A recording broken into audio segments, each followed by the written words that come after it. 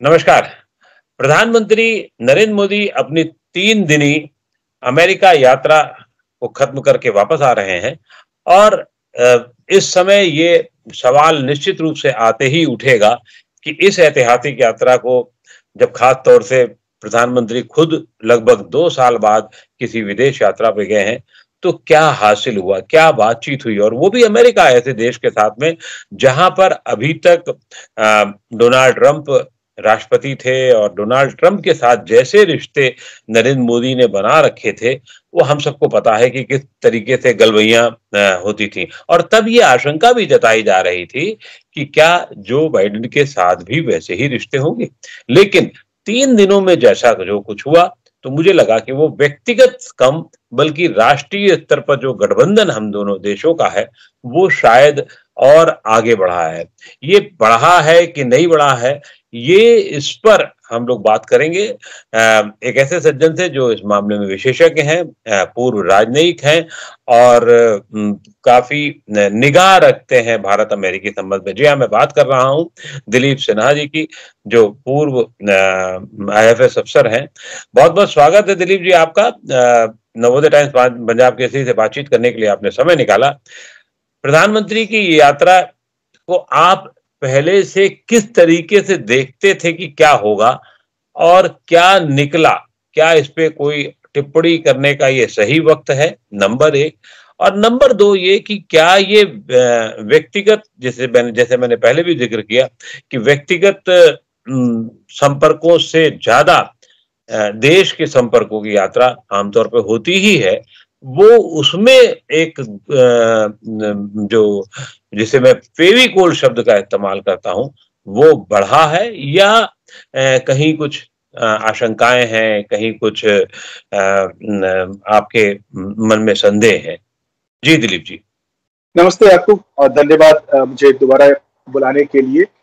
आपने जिस मुद्दा उठाया है भारत अमेरिका संबंध का, वो है तो बहुत ही महत्वपूर्ण, क्योंकि जब डोनाल्ड ट्रंप के समय प्रधानमंत्री नरेंद्र मोदी अमेरिका गए थे और जैसा उन्होंने वहां एक भरी सभा में अगली बार ट्रंप सरकार का संबोधन किया था उनके साथ, उससे ये आशंका जताई जा रही थी कि न केवल ये एक अनडिप्लोमेटिक स्टेटमेंट था, बल्कि साथ साथ ये भी कि भारतीय प्रधानमंत्री ने एक राष्ट्रपति, एक व्यक्ति पर अपने संबंध जोड़ दिए थे, न कि दो राष्ट्रों के बीच में, जिसका कि दुष्परिणाम हो सकता था यदि ट्रंप चुनाव नहीं जीतते तो। और ट्रंप चुनाव हार गए तो कुछ लोग ये मान रहे थे कि राष्ट्रपति बाइडेन कुछ खार खाए हुए हैं नरेंद्र मोदी से और उसका बदला निकाल सकते हैं अपने द्विपक्षीय संबंधों में। तो अब ऐसी बातों से नकारा तो नहीं जा सकता है, लेकिन तब है कि राष्ट्रपति बाइडेन एक बहुत ही अनुभवी राजनीतिज्ञ हैं, नेता हैं, और उन्हें मालूम है कि भारत अमेरिका संबंध जो है वो अब पिछले 15 सालों में व्यक्ति और दल से ऊपर उठकर दो राष्ट्रों के बीच के संबंध बन गए। कम से कम जो राजनीतिक मतभेद थे हम दोनों देशों के बीच में उसके पहले अनेक विषयों को लेकर, वो मतभेद अब नगण्य से हो गए हैं और दोनों देशों के बीच में राजनीतिक संबंध हो या व्यापारिक संबंध हो, उनमें एक सामंजस्य हो गया है, एक नई स्फूर्ति आ गई है, जिसके कारण कि बाइडेन के जो भी व्यक्तिगत उनके विचार रहे हों, कम से कम दो राष्ट्रों के बीच के संबंध जो हैं उसको उन्होंने महत्व दिया है। और अब हम ये कह सकते हैं, पहले भी कह सकते थे, अब निश्चित रूप से कह सकते हैं कि भारत अमेरिका संबंध जो है वो व्यक्ति और राजनीतिक दलगत राजनीति से ऊपर उठकर दो राष्ट्रों के बीच के संबंध बन गए हैं। इसके कई कारण हैं और इसमें आगे बहुत बढ़ने की जरूरत है, लेकिन आज की तारीख में एक कि राष्ट्रपति ने द्विपक्षीय बातचीत की हमारे प्रधानमंत्री के साथ दूसरा क्वाड की पहली इन पर्सन मीटिंग की राष्ट्रपति भवन में। और उसके अलावा जो जो जो बातचीत हुई और जिस प्रकार से अमेरिका आगे बढ़ रहा है इस क्षेत्र में इंडो पैसिफिक को लेकर, क्वाड को लेकर, उससे अब ये उम्मीद जगती है कि जो आगे का रास्ता है वो खुला हुआ है। अब हमें देखना है कि हम कितना आगे बढ़ना चाहते हैं उस रास्ते में, द्विपक्षीय संबंधों को बढ़ाने में और क्वाड के प्रारूप में अपने संबंधों को बढ़ाने। दोनों देशों के बीच में जो बातचीत के बाद जो बात निकल के आई थी उसमें ये था कि दोस्त थे और दोस्त रहेंगे। कुछ अखबारों ने यही हेडलाइन भी लगाई है। ये तो एक द्विपक्षीय संबंधों की बात है और निश्चित रूप से जिस तरीके से चीजें बढ़ रही हैं वो दोनों देशों के लिए भी हितकारी हैं, जहां पर खासतौर से अमेरिका में 40 लाख से ज्यादा भारतीय वहां पर हैं और वो अमेरिका के अर्थव्यवस्था पर, अमेरिका के यहाँ काम धाम पर बहुत प्रभाव डाल रहे हैं। द्विपक्षीय संबंधों के अलावा भी हमें ये देखना जरूर होगा कि अभी अमेरिका क्या अंतर्राष्ट्रीय स्तर पर, अब क्योंकि सिर्फ दो देशों की बात नहीं है बल्कि पूरे विश्व के ऊपर इस समय जो तनाव चल रहा है, पहला एक तनाव अफगानिस्तान का है जिसमें अमेरिका का भी बहुत बड़ा हाथ रहा है क्योंकि अमेरिका वहां से हट गया है, और दूसरा तनाव चीन के स्तर पर है। तो निश्चित रूप से इस तरीके की बातें हुई होंगी कि उनसे कैसे निपटा जाए, कैसे आगे बढ़ा जाए। आपको लगता क्या है कि क्या लाइन ऑफ एक्शन तय हुआ होगा? अभी इस पे कुछ भी कहना मुश्किल है क्योंकि दोनों पक्षों के बीच में, दोनों राष्ट्रपतियों के बीच में क्या बातचीत हुई उस पर अभी पूरी सूचना नहीं मिली है जी। बातचीत आपने जो दो विषय बताए उन पे तो हुई ही होगी। एक तो अफगानिस्तान को लेकर और उसके साथ साथ चीन को लेकर, लेकिन उसके साथ साथ जो द्विपक्षीय संबंध जो भारत अमेरिका के हैं उन पर भी बातचीत हुई होगी क्योंकि अमेरिका ने जो एक रणनीति बनाई है कि वो अफगानिस्तान से हटकर चीन के साथ उसकी जो सामरिक जो जो जो कंपटीशन है उस पर वो ध्यान देगा। तो इसके क्या क्या आयाम खुलकर सामने आते हैं और उसमें भारत कितना शामिल होना चाहता है, इस पर विचार करने की जरूरत है। जहां तक अफगानिस्तान का प्रकरण है उसमें अमेरिका ने निश्चित रूप से भारत को कुछ खास साथ नहीं रखा था। कतर में जितनी बातचीत हुई उसमें भारत एक दफा बुलाया गया था, उसके अलावा उसमें शामिल नहीं था। तो वो मेरे ख्याल से कह सकते हैं कि अमेरिका ने भारत की अनदेखी की उस क्षेत्र में, और अब हमें उसका जो भी फल भुगतना होगा वो हम भुगतेंगे, लेकिन अमेरिका यहां से निकल गया है। लेकिन जो दूसरा क्षेत्र है इंडो पैसिफिक का, हिंद प्रशांत क्षेत्र जो है, उसमें अमेरिका क्वाड को कितना महत्व देता है, और अमेरिका ने जो अभी एक अपना गुट बनाया है ऑकस करके, ऑस्ट्रेलिया, यूके और खुद मिलकर के, इस पर कितना भरोसा रखता है ये हमें अभी समझना होगा। क्योंकि निश्चित रूप से अमेरिका ने कहा है कि ऑकस में जापान और भारत शामिल नहीं होंगे बिल्कुल। तो अमेरिका ये मानता है कि उसके दो स्तर के यहाँ पर अलायंसेस बनेंगे। एक जो कि बिल्कुल उसके खास दोस्त हैं, ऑस्ट्रेलिया और यूनाइटेड किंगडम, और उसके अलावा एक दूसरे स्तर पर भारत और जापान आएंगे। तो इनमें क्या अंतर होगा और हमारा क्या रोल होगा इस समीकरण में, ये अब हमें समझना होगा। तो हमें ये देखना होगा कि हम कितनी अपेक्षा रखें अमेरिका से कि अमेरिका हमारे हितों की रक्षा करेगा, या कि अमेरिका केवल अपने हितों की रक्षा करेगा। क्योंकि जैसा हमने अफगानिस्तान में देखा, वहां पे थोड़ा इसमें मतभेद लगा। अब हमें देखना यह है कि अफगानिस्तान जैसे एक कॉन्टिनेंटल इशू है, वैसे ही गलवान का जो मामला है वो भी एक कॉन्टिनेंटल मामला है, वहां अमेरिका के सीधे कोई उसके हित नहीं है। तो यदि गलवान जैसे कॉन्फ्रंटेशन की एकाएक की पुनरावृत्ति होती है तो उसमें अमेरिका का क्या रोक होगा? क्या अमेरिका केवल एक मैरीटाइम, एक समुद्री शक्ति के रूप में काम करेगा और कहेगा कि वहां हमारे हित हैं, हम वही काम करेंगे, और जमीन पर हिमालय पर्वत के पास पास जो समस्याएं भारत की हैं वो भारत खुद देखे? तो ये भारत को समझना होगा कि हम कितनी अपेक्षाएं रखें, हम कितना इस पर अपना अपना स्ट्रेटेजिक इंटरेस्ट इस पर डालें, और अगर नहीं तो हम हिमालय के क्षेत्र में जो हमारी समस्या है उसके लिए हम आगे कैसे मारेंगे, कैसे सोचें। जी, जहां तक अपेक्षाओं का सवाल है, जब विश्व के बड़े देशों की बातचीत हो रही तो छोटा देश या कम, अपेक्षाकृत कम, ऐसा नहीं कि भारत कमजोर है किसी भी हालत में, लेकिन अपेक्षाकृत समृद्ध होना, अपेक्षाकृत ताकतवर होना, वो दूसरे से आशा रखेगा ही रखेगा। और भारत इसीलिए शायद आशा अमेरिका से रख भी रहा है। वो कितनी पूरी होती है और नहीं होती है ये एक अलग सवाल है।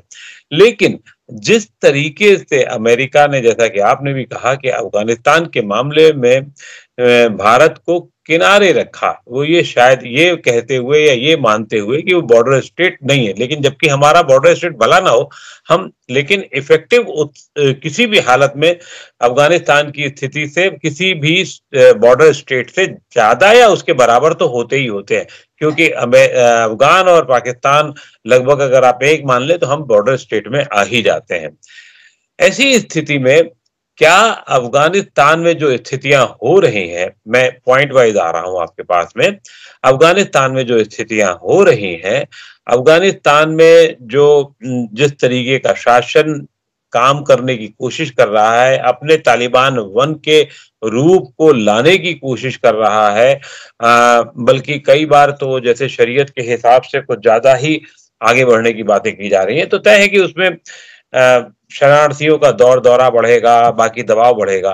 तो क्या आज की स्थिति में अमेरिका इस तरीके की कोई भी जिम्मेदारी लेने को तैयार है या सिर्फ दूर से तमाशा देखने के लिए ही रहेगा?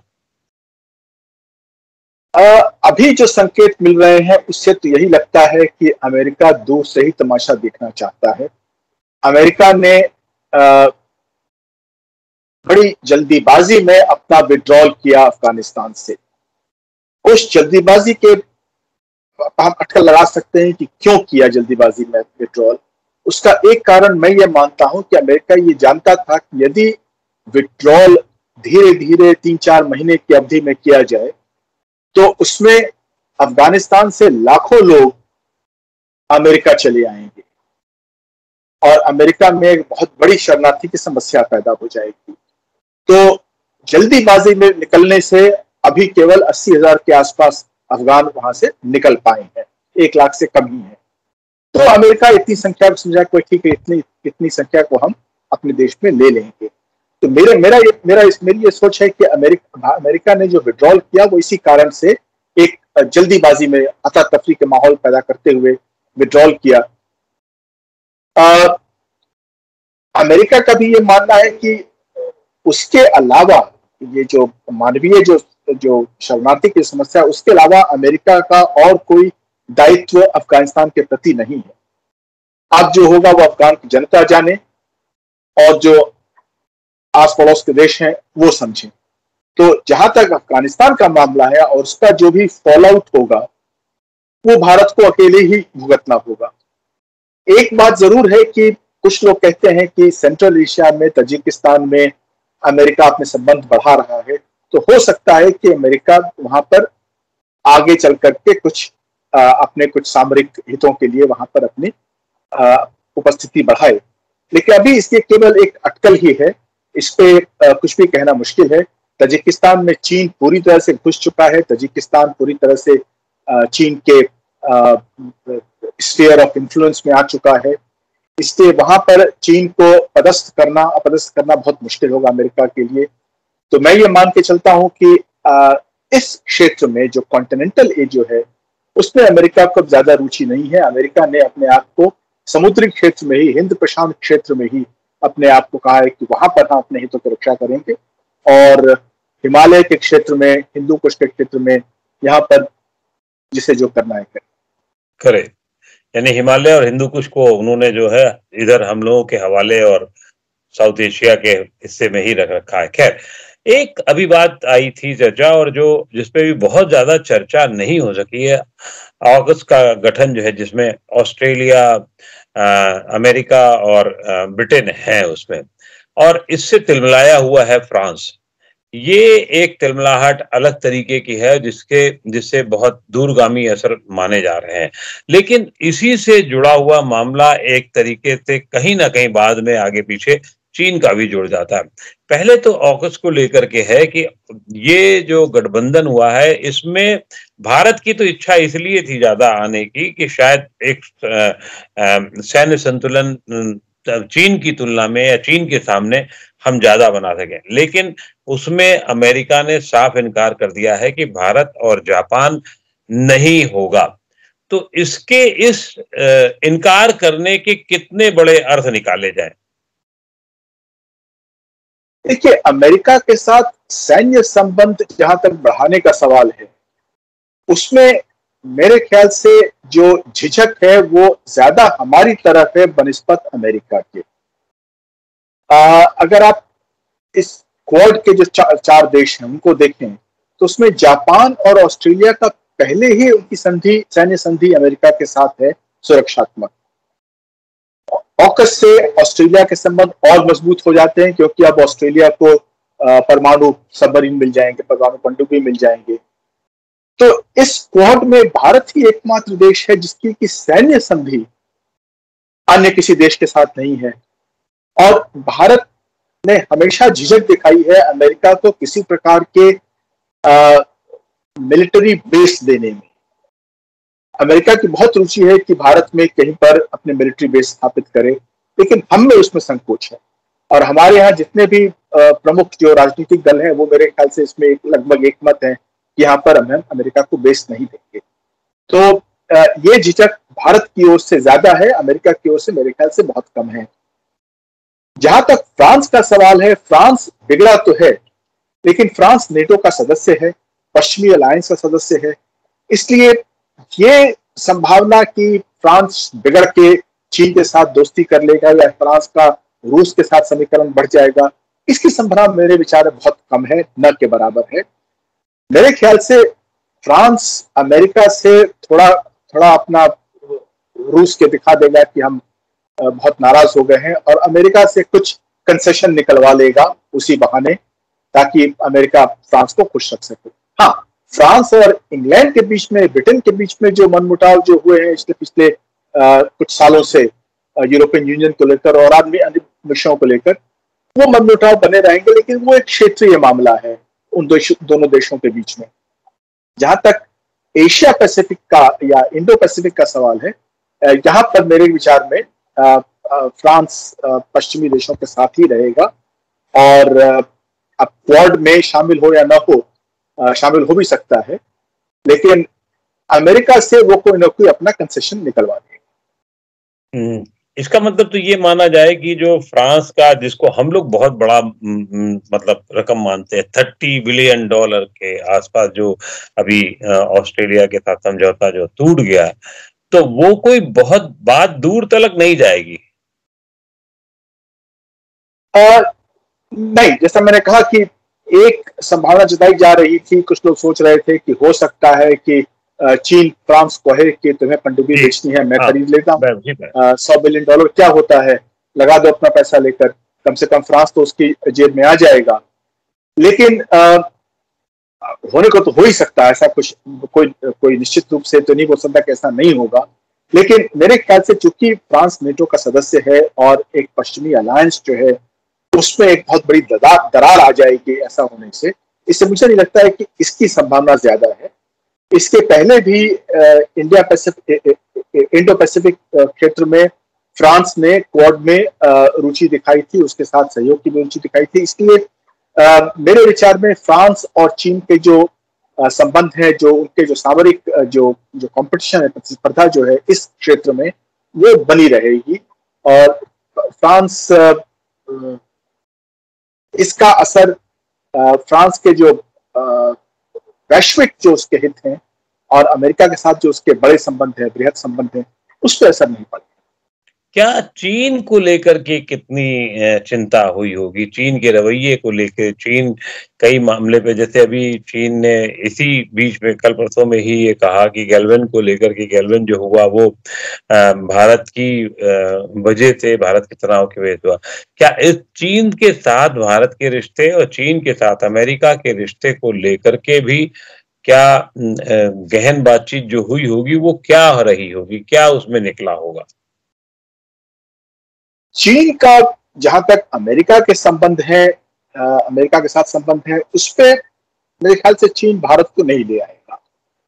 अमेरिका अभी भी चाहता है, और हमें इसमें थोड़ा सतर्क रहना होगा, कि जैसे क्लाइमेट चेंज का मामला है, जलवायु परिवर्तन का मामला है, उस पे अमेरिका चाहता है कि चीन के साथ सहयोग किया जाए, और चीन के साथ बातचीत भी कर रहा है। तो उन दोनों देशों के बीच में यदि क्लाइमेट चेंज पे पहले समझौता एक हो चुका है आज से 6 साल पहले, और आगे बातचीत हो सकती है, उस पर कुछ संबंध, उसमें कुछ निष्कर्ष भी निकल सकता है, तो वो संबंध कैसे उभर कर सामने आते हैं वो हमें देखते रहना रहेगा।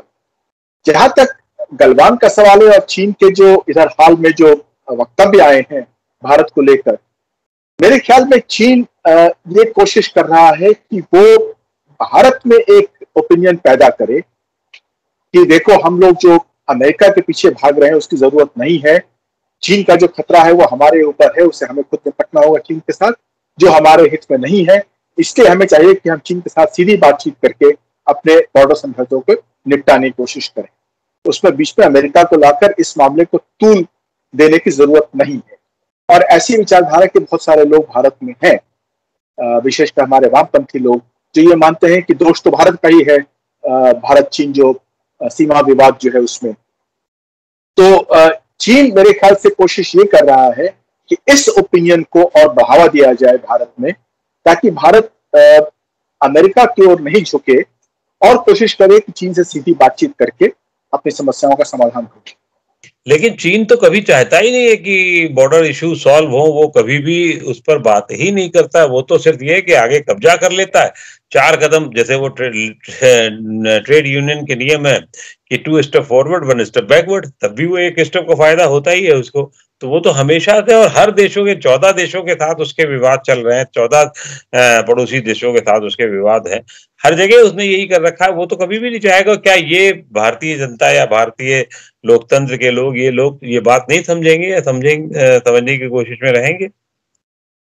अब चीन ये देखता है कि पिछले 70 सालों में तो उसकी ये नीति सफल रही है, अच्छा, तो आगे भी सफल होती रहेगी।